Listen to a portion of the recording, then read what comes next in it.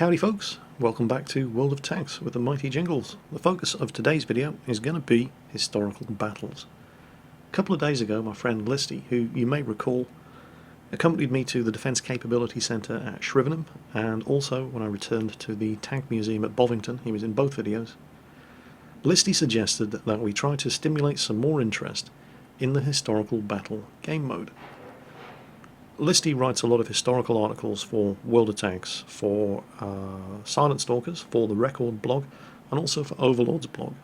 So what Listy had suggested was that every Saturday on the EU1 server at 1500 British summertime, we run an unofficial historical battles event where we try to get as many people queuing up for historical battles as possible.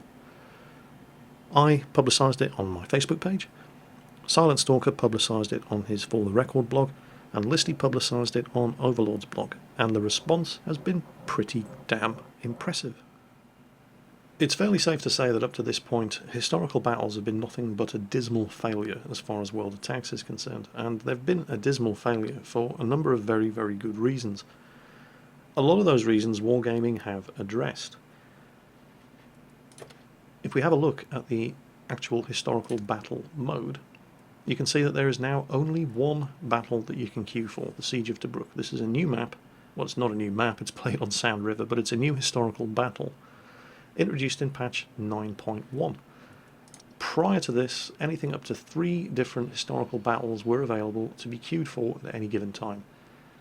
This only had the effect of diluting the number of players available for the battles and just ensuring that you just couldn't get a game started. With only the one battle to choose from, now everybody is in the same queue. It's a lot easier to actually get into a game. However, still hasn't been enough. Right after patch 9.1 came out, I queued up for the Siege of Tobruk.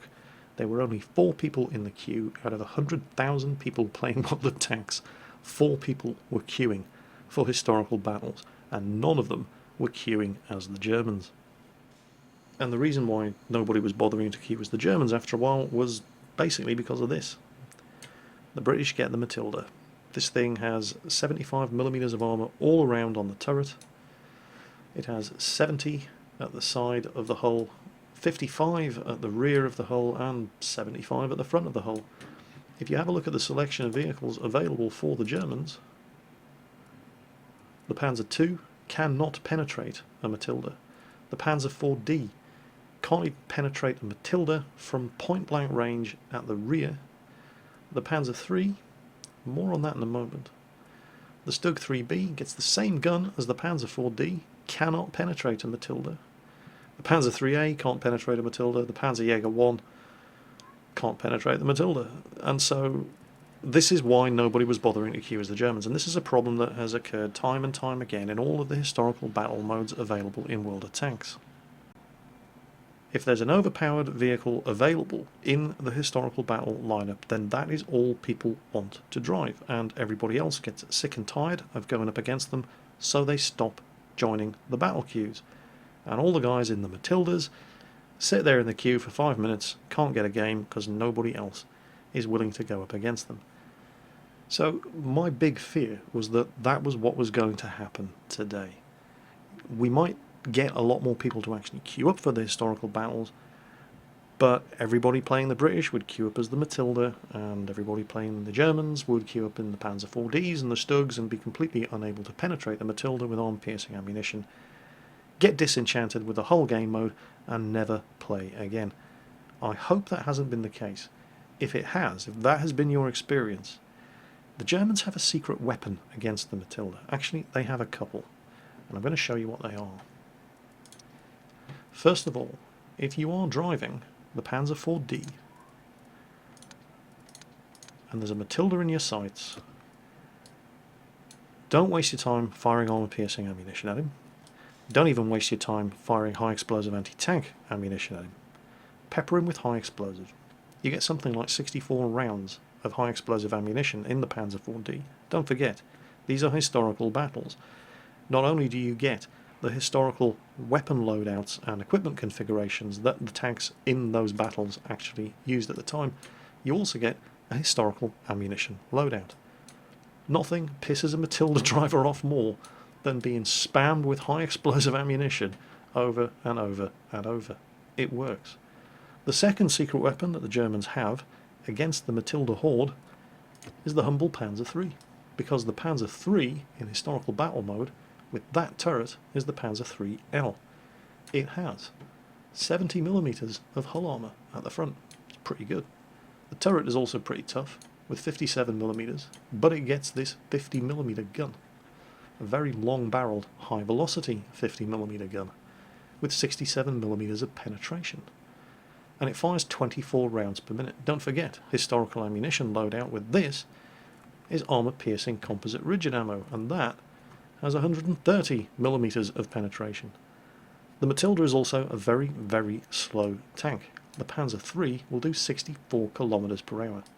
This thing is the Germans' secret weapon in the battle against the Matilda horde.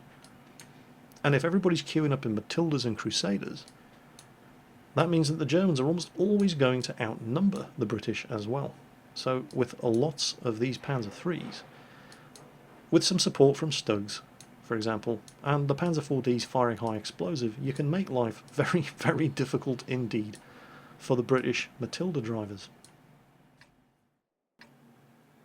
First of all, some do's and don'ts if you're driving the Panzer IVD as the Germans. The Panzer IVD, early version of the Panzer IV. This tank was actually introduced into World of Tanks specifically for historical battles. The Panzer IVD has a terrible gun. It's the 75mm L24. Now, don't be deceived by the fact that it's a 75mm gun. This is not the legendary German L70 75mm gun. In case you're wondering, by the way, a little historical fact for you. Keep referring to German guns by the designation L24, L42, L70. What that number means in relation to German guns is the length of the barrel in relation to the diameter of the shell that it fires. So, for example, a 75mm L24 is 24 times 75mm long. 75mm L70 is 70 times 75mm long. So, much, much longer barrel, much higher velocity shell. This terrible L24 75mm gun is a pop gun. The armour-piercing ammunition for this gun only has 43mm of penetration. It is terrible. It was never designed as an anti-tank gun. The Panzer IV was a support tank. The Panzer IIIs, with their long 50mm guns, were supposed to be the anti-tank vehicles. This gun was designed for shooting high explosive ammunition at soft-skinned targets, taking out anti-tank guns, things like that. And this is reflected in the historical ammunition loadout for this tank. You only get 13 rounds of armour piercing, 3 high explosive anti-tank and 64 high explosive. Use the high explosive ammunition. That's what this tank is for. You are never going to penetrate a Matilda with your armour piercing ammunition. You can even bounce off Crusaders, which is a light tank, with your armour piercing ammunition. Hit them with high explosive. If you're running with anything other than high explosive ammunition on your Panzer IVD in a historical battle, you're doing it wrong. Yeah, you're probably not going to penetrate with the high explosive, but the high explosive ammunition has 38mm of penetration. The armour piercing only has 5mm more, 43mm. Armour piercing ammunition on this tank is a complete waste of time. Of course, firing nothing but high explosive ammunition has its own disadvantages. The amount of damage that it's going to do is going to be wildly inconsistent. I'm shooting at a Crusader light tank here. First shot, 61 damage. Second shot, 22 damage. Third shot, well, he only had 12 health left. But this is what you need to expect if you're going to be firing high explosive ammunition, particularly if you're firing against something like a Matilda. You may penetrate a Crusader with HE and do full damage. You are never going to penetrate a Matilda. You're going to have to fire a lot of ammunition at him. He, on the other hand, is going to penetrate you if he can see you with every shot that he fires. My Panzer IVD, as you can see, has binocular telescopes. At the moment, there we go, we took the Matilda out. Concentrated firepower from a whole bunch of us, all firing high explosive at him. Don't forget, high explosive ammunition, if it does any damage, is not just going to damage the health bar of the tank. It's going to knock his tracks off, it's going to kill his loader, it's going to damage his ammo rack. It does all kinds of module damage that really, really pisses people off. And that Matilda driver, there you go. HE Jingles, really? Well, of course, I cannot penetrate you with any of the ammunition that this tank carries. The only way I can hurt him is by firing high explosive at him. And what else am I supposed to use? Harsh language? Ah, but hang on a minute, Jingles. You also have 3 rounds of high explosive anti-tank ammunition. And yes, that does have 87mm of penetration. But don't waste your time, unless you're in very, very specific circumstances. Let me just show you what to expect if you're firing high explosive anti-tank ammunition at a Matilda. 3 heat shells, 87mm of penetration, 110 average damage. You pay for them at the start of the game. If you don't use them, the money's refunded after the battle is over. Don't use them. Big fat waste of time against Matildas. First one misses. I only have to hit them and penetrate twice. Second bounces. Angle in front of the Matilda. Third one into the side. Spaced armour. 87mm of penetration is not good enough to get through the angled front of a Matilda. And heat ammo gets eaten up by the spaced armour on the side of the Matilda. It's just a big fat waste of time. If I'd fired high explosive, I would have still died, but I would have at least done some damage to him. Don't even waste your time firing heat at the Crusaders. Just hit them with high explosives. It's an undeniable fact that in this historical battle, the Germans definitely get the shitty end of the stick with regards to tank selection, but these are the tanks that fought in the Battle of Tobruk. The British do get the best tanks. The Matilda in this kind of lineup may as well be a Tiger.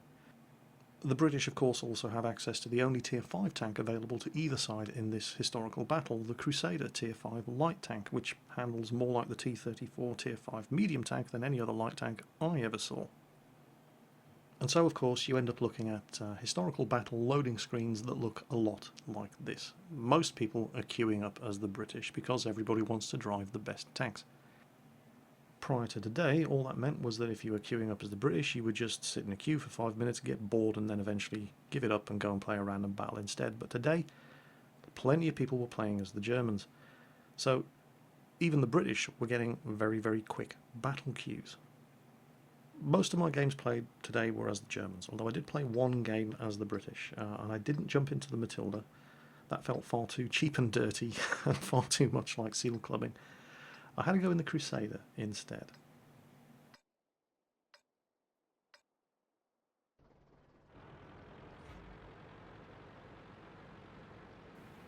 Well, here it is, the Crusader. British Tier 5 light tank, although it does not get scout matchmaking. Tier 7 is the highest rank of battle the Crusader is ever going to get into, although that of course is completely irrelevant in the Tobruk historical battle. And it does, despite the fact that it is a light tank. If you compare the stats of the Crusader to the Russian T-34 Tier 5 medium tank, they are very, very similar tanks. The 2-pounder gun on the Crusader is very similar to the 57mm gun on the T-34. The performance and handling of the tank is very similar to that of the T-34. So if you have a T-34 and you enjoy playing it, give the Crusader a go. I think you'll be very surprised at how similar the two tanks are. Certainly one of the reasons why I like the Crusader, because I do like the T-34 as well. Now you'll notice that the majority of our team are all driving Crusaders. So we've got all the Tier 5 tanks, and look at how many different tanks the German side has. This is one of the few advantages that you are regularly going to have when you play as the Germans. You are almost always going to outnumber the British. You've got to use that advantage, and this team definitely used that advantage. Another advantage that the Germans have is they tend to have the faster tanks. The Crusader is not that quick for a light tank. It's certainly not slow, but again, it performs more like a T-34 than a light tank. And we have made the classic historical battle mistake here of the numerically inferior side splitting their forces up. Of course, it didn't help when the first hit that I took damaged my ammo rack. But we got him. Okay, so I'm going to use my repair kit and fix that. And there's a Panzer III down there. who realises he's outnumbered. He's backing off. Score a couple of hits on him as he races away, and then another Panzer IIIA pops out. He plants one into me. Yep, there it is. And I've got to take cover now. I do realise, and I realised well in advance, and I'm certainly not complaining about it, that I am going to be public enemy number one.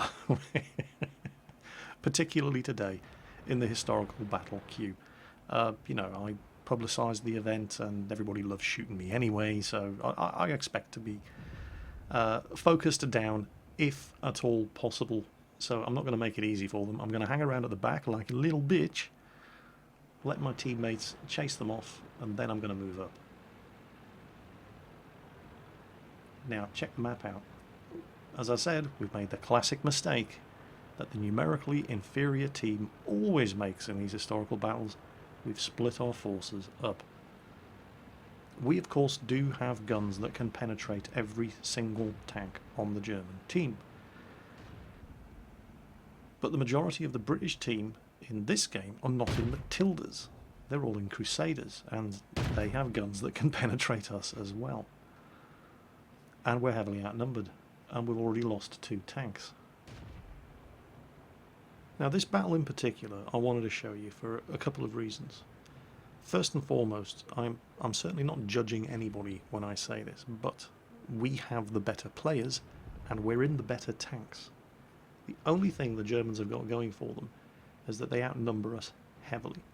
The 3 guys in the Crusader here, myself and these other 2 fellas, are some of the best players available on either team in this game, and we are the ones who are left. But we're outnumbered more than 2 to 1, and the German team, full credit to them, took full advantage of their numerical superiority. It's one of the few things the Germans have going for them, and they certainly used it here. And I've just noticed I've just killed that Panzer III, but there's a Stug trying to sneak around the side as well. And I've just noticed there's a Stug trying to sneak around the side. This German team kept trying to work around the flank, and it's exactly the right thing to do. If I can just hit this guy one more time, and of course it bounces, allowing him to get a hit into me, and oh, somebody else hit me. I'm being shot at from above. Oh, you cheeky little German bastard. Come on. I'm taking his tracks off as he goes over the edge, and he fires and misses, and I get him. Of course I'm now a one-shot kill, and there's only the 3 of us left. But again, you will note, and again, I am not judging anybody when I say this, we have the 3 best tanks in this game, driven by the 3 best players in this game. Well, now it's the 2 best players in this game. And we're going to lose. The German team, despite having inferior machines and inferior players, worked together as a team. They used the one and only advantage they have, numerical superiority, to work around the flanks and concentrate their firepower on the 2 remaining British players. Superior teamwork, superior tactics won the day. Now, imagine if the 3 Crusader drivers had been in Matildas. I suspect things might have worked out slightly differently. In fact, I don't suspect it at all. I know it, and I'm going to prove it to you in the next replay, where I also unveil the Germans' secret weapon against the Matilda horde, the Panzer III.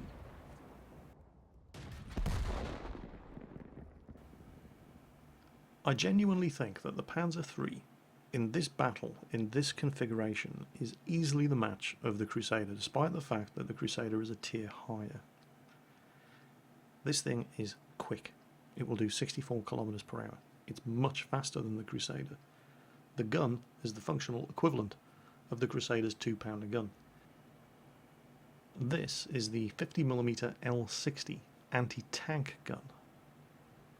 Unlike the guns on the Panzer IV-D and the Stug 3B, this gun is actually designed for killing tanks. This tank is going to be your primary hunter-killer when you're playing the Tobruk historical battle if you're queuing up as the Germans. Can we please have more Germans driving the Panzer III in this historical battle? I promise you, you will not regret it. This tank is twice as fast as the Crusader. Its armour is better than the Crusader. Its gun is easily as good as any gun that any of the British get. This should be the backbone of the German forces in this historical battle. But it keeps getting overlooked. People think it's a Panzer III, it can't be as good as the Panzer IV. Nothing could be further from the truth. The Panzer IV was designed as a support tank. The Panzer III was the tank hunter killer, at least in the early stages of the Second World War. Obviously, that changed later on. The Panzer III could never fit the long-barreled 75mm gun that was later fitted to the Panzer IV because of the size of the turret ring. But at this stage of the war, this tank was the one that was killing the British tanks, not the Panzer IV. Now just watch this. There's a whole different selection of British tanks spotted out in the open down over there by our teammates, and the range is just under 600 meters.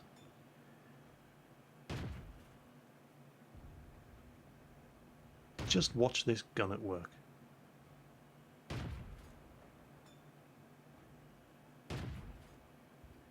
Scratch one Crusader. Going for the medium. Come on. One more. Got him. This 50mm gun, again, it's kind of like the 76mm gun on the EZ8 Sherman and the 57mm gun on the T-34, in that it loads faster than it aims. So if you were to take advantage of the full damage per minute output of this gun, you would probably end up missing the target more often than hitting it. You have to actually wait half a second after the gun has loaded to ensure that you're fully aimed when shooting at the target. So in this sort of situation, if you want to be effective, you can't actually use the full rate of fire of the gun. But it's not a problem. We've done nearly 700 damage and got 2 kills shooting at tanks that were almost 600 meters away. And there's plenty more where that lot came from. Now this is a Valentine, and the Valentine is a tough target. At extreme range like this, you do lose a lot of penetration with your shots.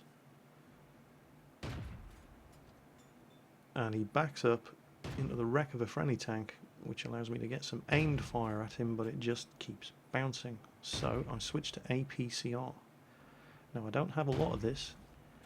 Even the APCR is going to bounce at this kind of range, unless you smack a flat surface like that. And I almost certainly shouldn't have used my last 2 rounds of APCR firing blind at the last known position of a Valentine. I may have hit him, I may not, I don't know. No more targets. Let's move in closer. Let's find something else to shoot at. And I should say that at this point in the proceedings, I've been playing for a couple of hours, and I was playing for the lols rather than for, well, you'll see what I mean. I haven't taken any damage in this game yet. Well, I have now. Surprise, it's me! Almost all of the damage that I take in this game I actually end up doing to myself, and it was funny and it was fun, but it nearly costs us the game. It's all because of a tomato in a Matilda that I could have done some serious damage to if I hadn't been just playing for fun. I've got the taste for ramming now. That was hilarious, and I want to do it again. The Panzer III is definitely not a machine that you should be ramming anything in. It's far too lightweight. It's got the speed, it's got the armour, but it certainly doesn't have the tonnage. But there we go. And there's another one. Now watch this. I fire one shot, he's nearly dead.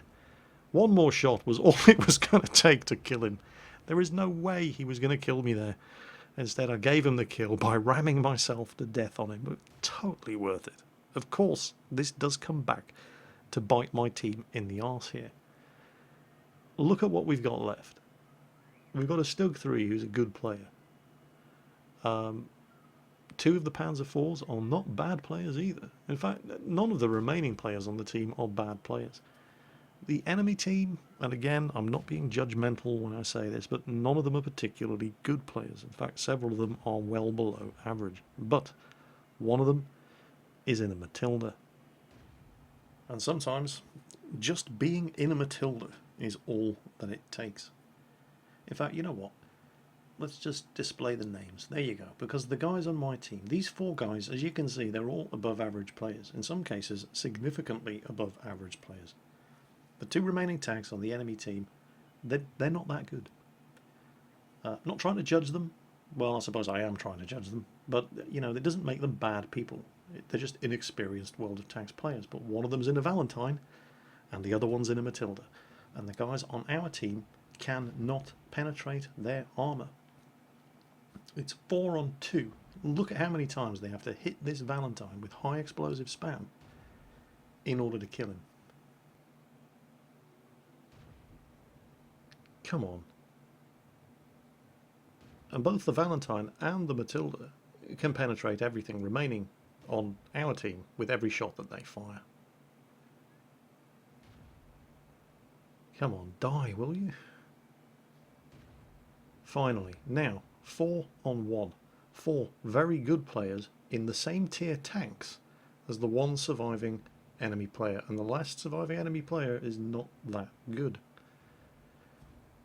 And now it's 3 on 1.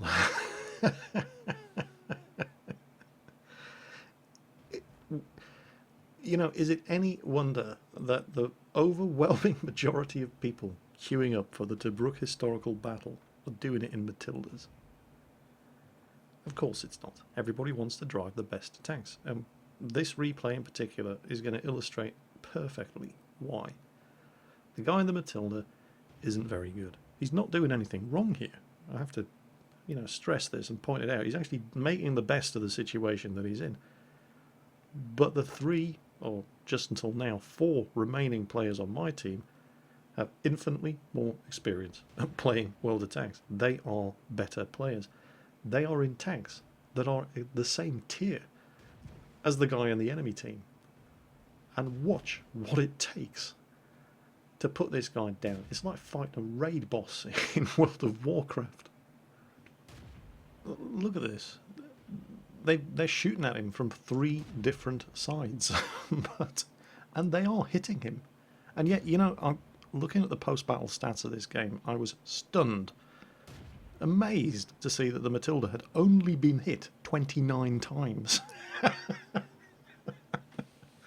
And that's all down to the terrible 75mm gun that the overwhelming majority of the German team in this historical battle is equipped with. It cannot penetrate a Matilda.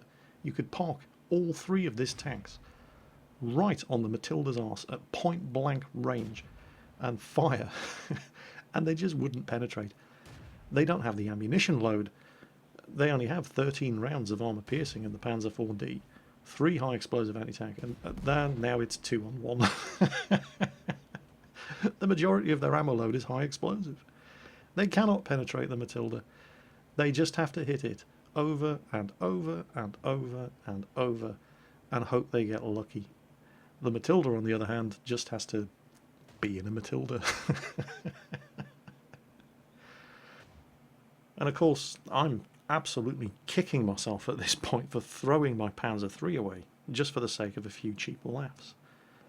And, you know, I'm dispensing sage advice in battle chat here. Use HE, move up. This guy doesn't need me to tell him what to do. He's a good player. He knows exactly what to do. They've just got to keep hitting this guy with enough high explosive to eventually put him down before he kills them both. And you may be thinking to yourself, well, holy crap, Jingles, if the Matilda was this tough, how the hell did the Germans hold on for so long in North Africa? Well, the Germans had lots of towed anti-tank guns with 75mm long-barrelled cannons that had no problems whatsoever dealing with Matildas. Unlike this. Look at that. And of course there was the Luftwaffe in North Africa as well. You know, they had a thing or two to do with the destruction of British tanks. You don't get any of that in World of Tanks. And unfortunately, you do get Matildas. And you do get Panzer IV-Ds and Stug 3Bs, and they do have a really, really hard time dealing. Finally, at last, thank you. Well done. Jeez, that was hard work. So, 4 very good players in same tier vehicles spamming high explosive at one Matilda from 4 different directions, hitting him 29 times in total, and 2 of them died before he went down. Now, was it because he was a really good player, or was it because he was in a Matilda? I'm going to go with it's because he was in a Matilda.